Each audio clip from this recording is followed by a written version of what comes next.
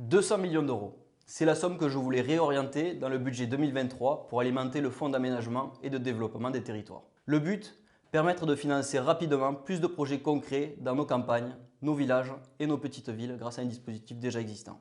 Oui, donner des moyens immédiats de financement à nos collectivités locales est une urgence. Malheureusement, il n'y aura pas de débat. Mon amendement ne sera pas discuté. Le gouvernement a décidé de passer en force. C'est la conséquence de l'utilisation du 49.3.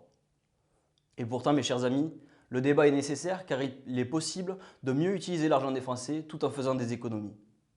Le Rassemblement national m'avait confié la responsabilité d'être le porte-parole de notre groupe politique pour l'étude de la mission Cohésion des territoires.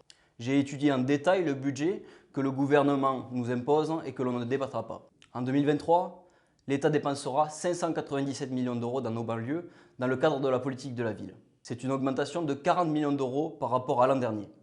Est-ce normal? Pour quel résultat? En 2020, la Cour des comptes a publié un rapport qui a conclu que les milliards dépensés dans les banlieues ont été gaspillés. Il n'y a eu ni amélioration significative de l'emploi, ni amélioration de l'attractivité de ces territoires. Ne devrions-nous pas plutôt avoir des politiques d'aménagement du territoire plus équilibrées et investir davantage dans la ruralité?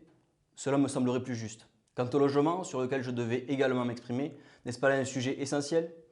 Des centaines de milliers de Français vivent dans la rue. 17% ont eu froid chez eux l'hiver dernier car ils ne pouvaient pas se chauffer correctement. Combien le seront de nouveau cette année?